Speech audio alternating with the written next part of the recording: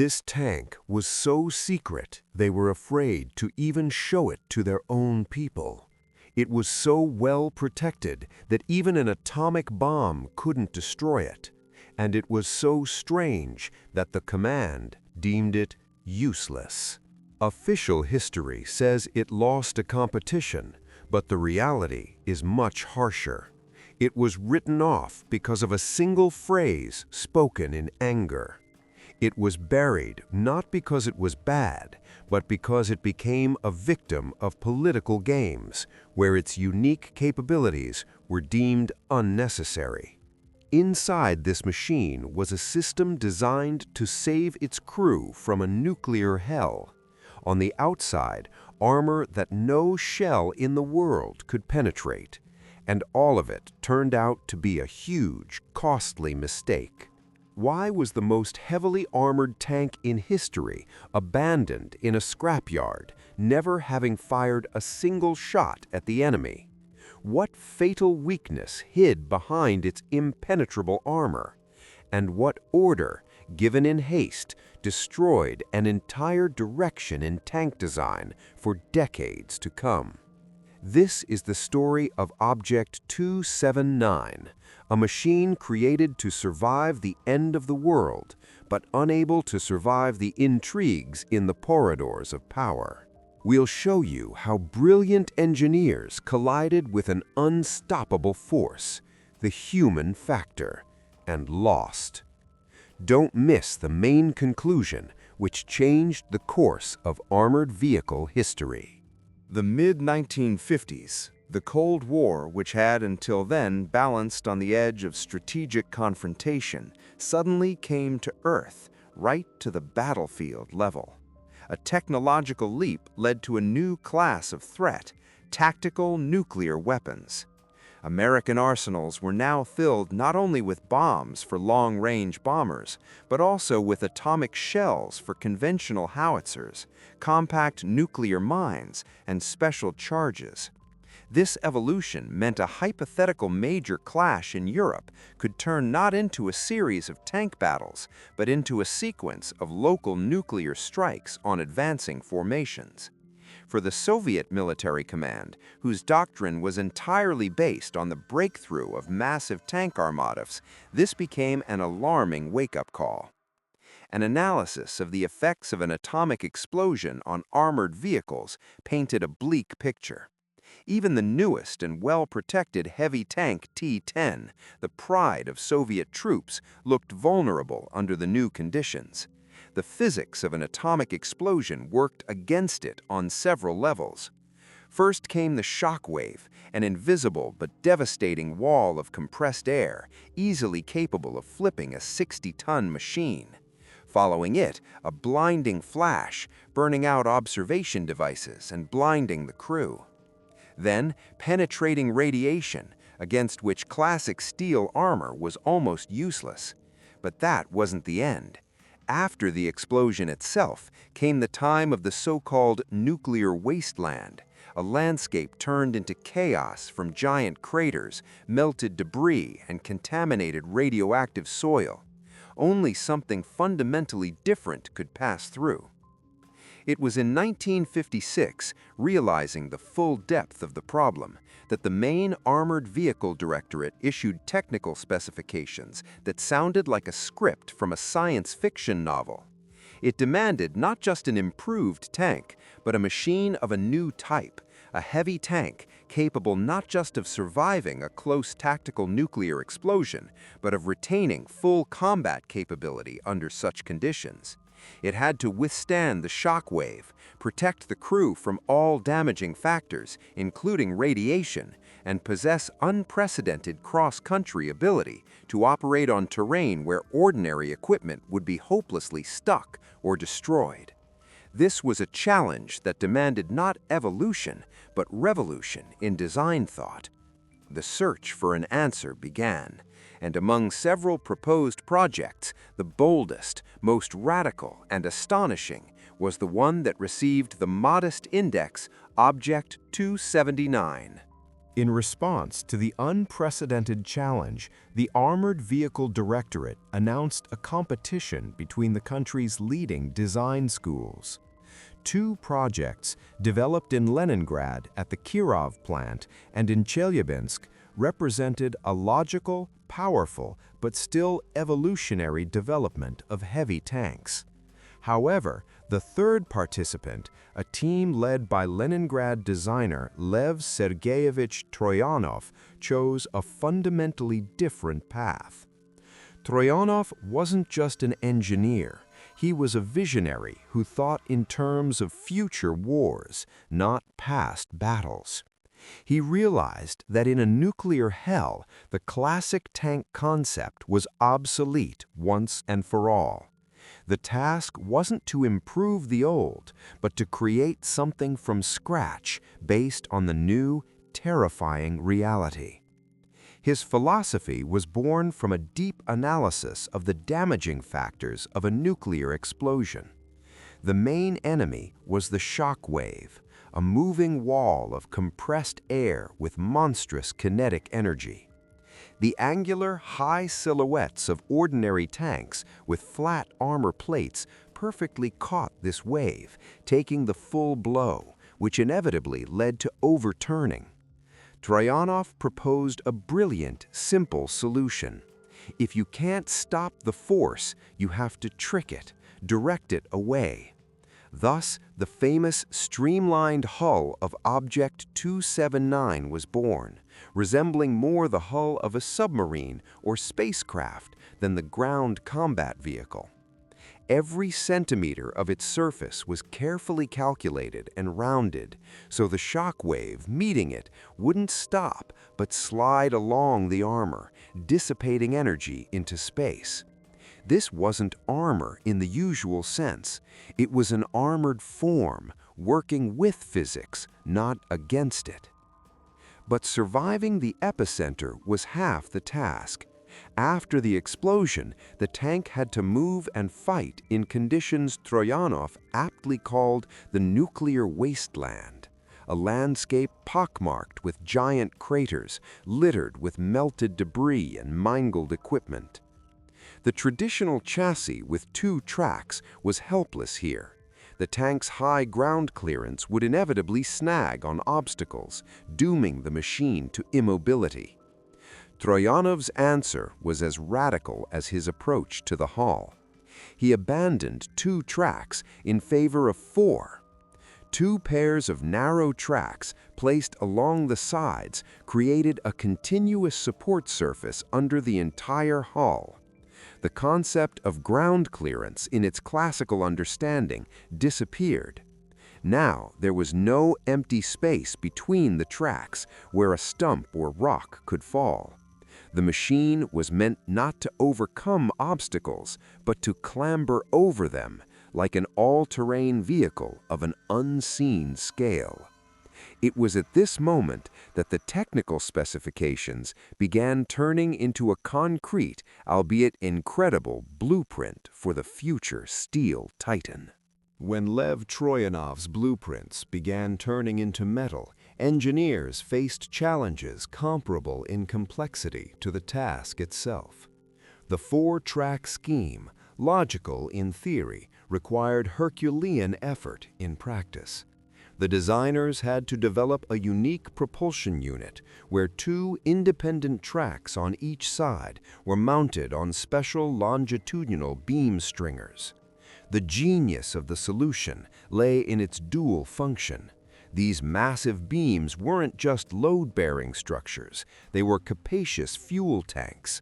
This saved precious internal volume, allocating it for ammunition and life support systems, while also providing a solid operational range. Each of the four propulsion units consisted of 6 paired road wheels, devoid of rubber rims, a solution many would consider archaic. But Troyanov thought in terms of nuclear war, where temperatures at the epicenter melted steel. Rubber, under such conditions, would be instantly destroyed, immobilizing the tank. Bare, hardened metal was the only right choice for the conditions Troyanov called passing through hell. But even the sturdiest running gear wouldn't sustain the weight and impacts without an advanced suspension system. Here, the engineers made another technological leap, abandoning the usual torsion bars in favor of an experimental hydropneumatic suspension. Its basis was cylinders where compressed nitrogen served as the elastic element, and damping of oscillations occurred by oil flowing through calibrated valves. The result was stunning. The 60-ton Colossus moved with unexpected smoothness.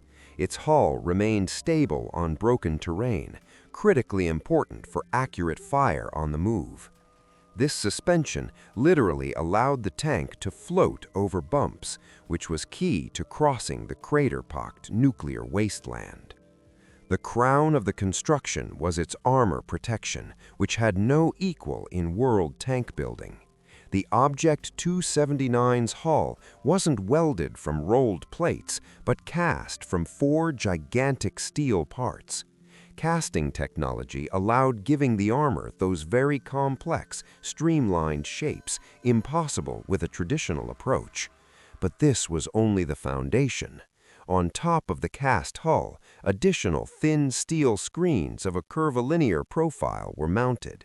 This multi-layered system worked flawlessly.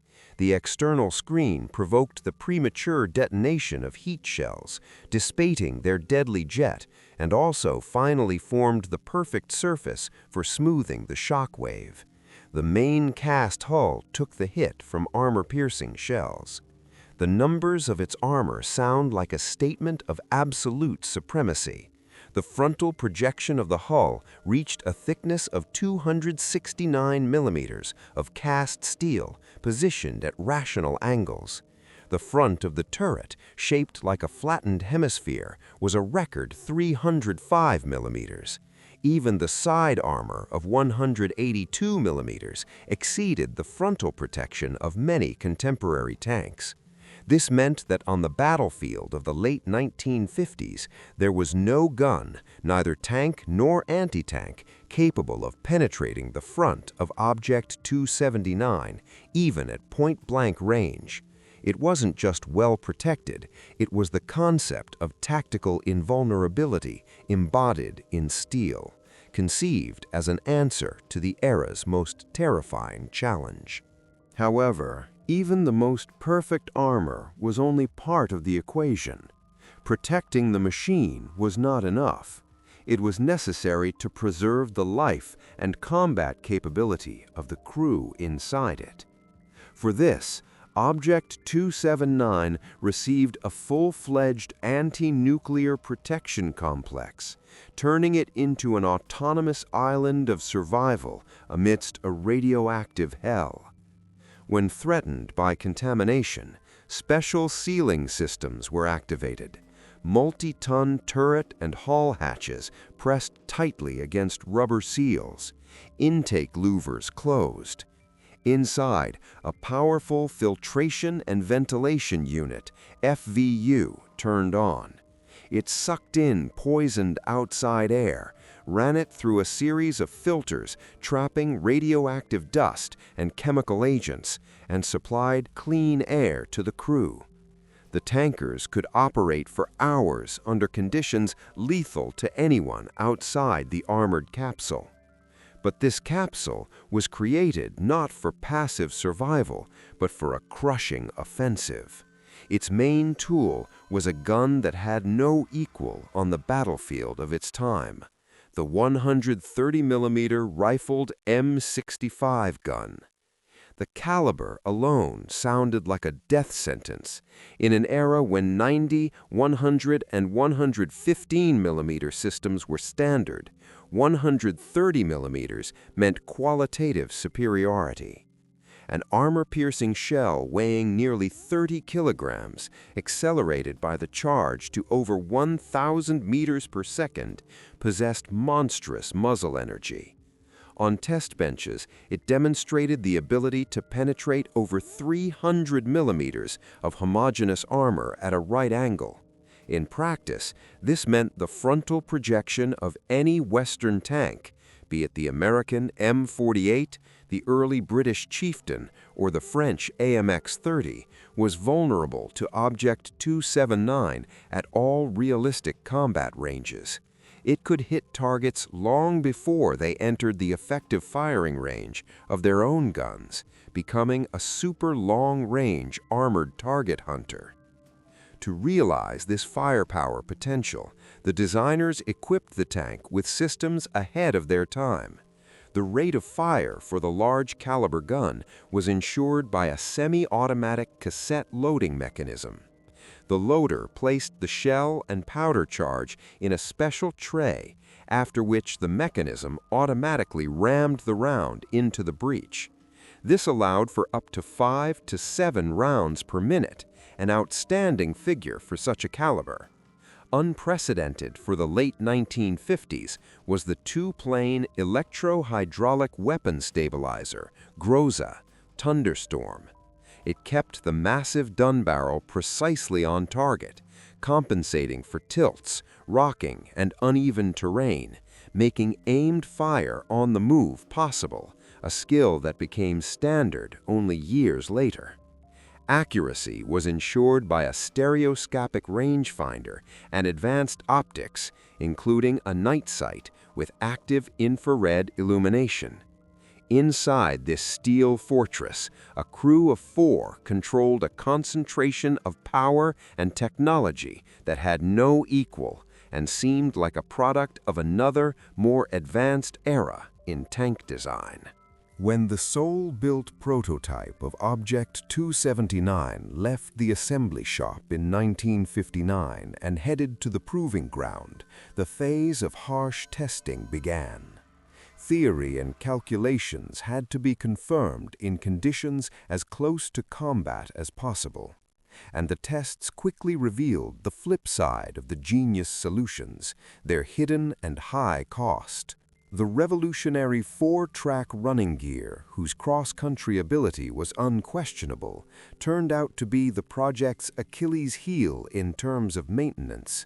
Its complexity was extreme. A simple operation like replacing a broken track on an ordinary tank turned into a multi-hour ordeal here. To access internal components, sometimes an entire block had to be dismantled. In field conditions, without special cranes and a team of experienced mechanics, even minor damage could disable the machine for a long time. The system's reliability also left much to be desired. The abundance of joints, road wheels, and tensioning mechanisms increased potential points of failure. The giant's handling and maneuverability also didn't meet the requirements of dynamic combat. The mechanics of turning on 4 tracks were imperfect. The turning radius was huge. Object 279 was like a battleship, invincible in a frontal attack on open terrain, but extremely vulnerable in close combat, in a forest or populated area where quick reaction and the ability to rapidly change position were needed. Furthermore, an unpleasant phenomenon emerged.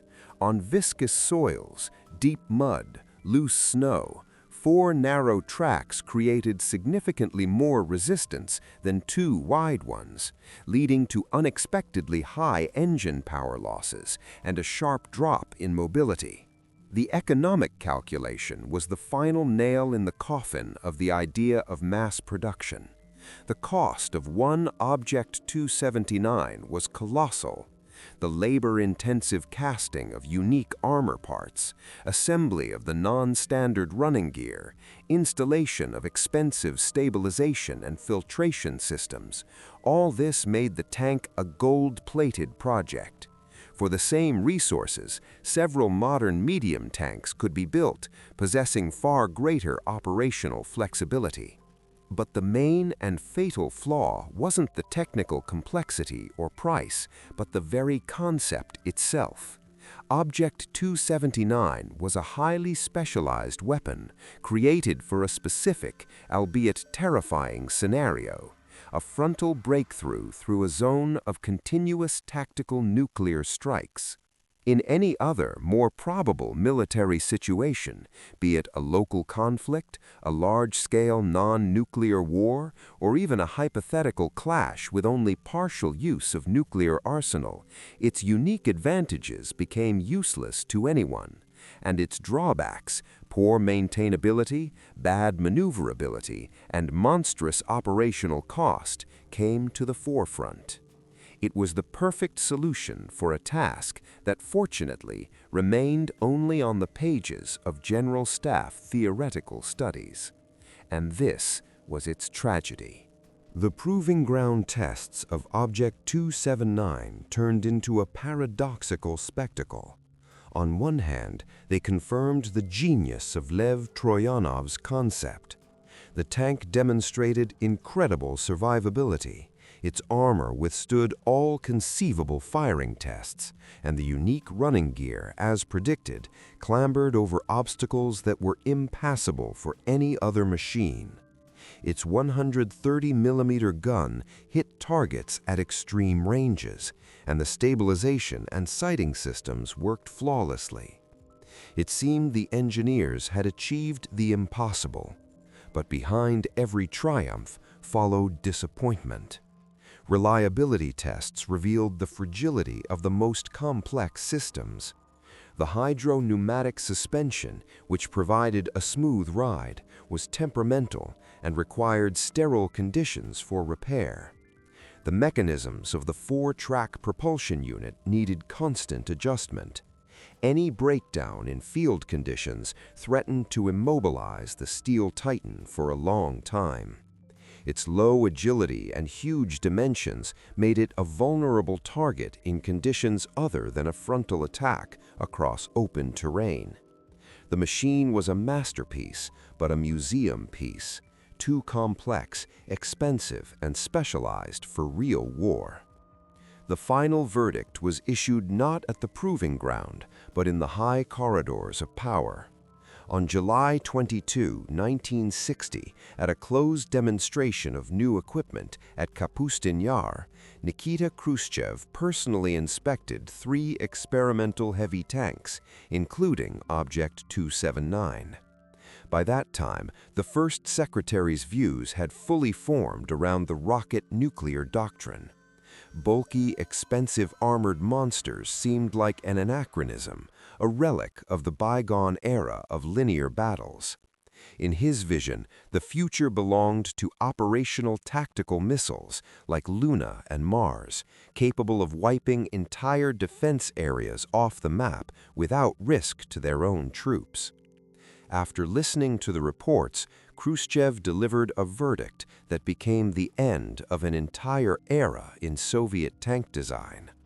He categorically forbade the adoption and development of any tanks whose mass exceeded 37 tons.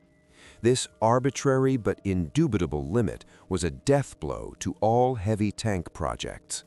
Troyanov's 60-ton steel fortress, created as a weapon of nuclear breakthrough, instantly turned into a useless, incredibly expensive exhibit. The decision was not technical, but ideological and doctrinal. It marked a sharp turn from reliance on armor and artillery to absolute faith in the omnipotence of rockets. The evolutionary path of tank design, leading to super-heavy machines, was forcibly interrupted. The future, championed by Khrushchev, left no room for titans like Object 279. Decades after its sole outing to the proving ground, Object 279 found eternal rest, but not oblivion. It became the centerpiece exhibit of the Armored Vehicle Museum in Kubinka, near Moscow. Here, under the open sky, its unearthly, streamlined silhouette, reminiscent more of an artifact from a sci-fi film than a product of mid-20th century engineering, continues to astonish visitors.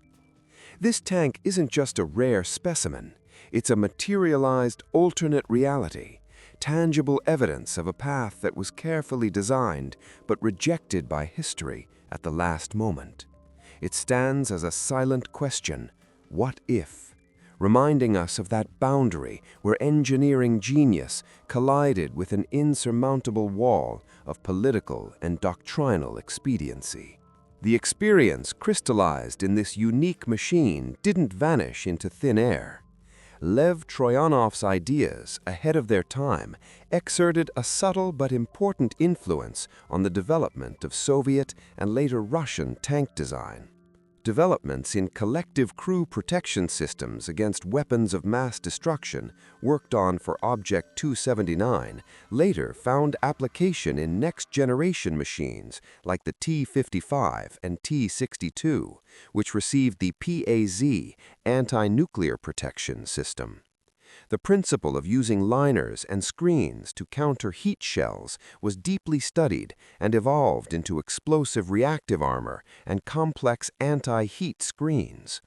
Even the work on hydro-pneumatic suspension wasn't in vain, later materializing in separate experimental projects and laying the groundwork for understanding its capabilities and limitations. Thus, the historical outcome of Object 279 is twofold. On one hand, it is the undeniable pinnacle, the apotheosis of the philosophy of the heavy tank as an invulnerable mobile fortress. It pushed to the logical, almost absurd limit the ideas of protection and firepower, proving that creating such a machine is technically possible. But on the other hand, it became the brightest symbol of the dead end of this very philosophy.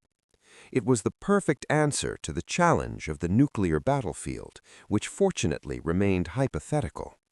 In the real world of the second half of the 20th century, with its shift in emphasis towards mobility, mass production, and deep operational maneuver, such a hyper-specialized and expensive titan proved unnecessary.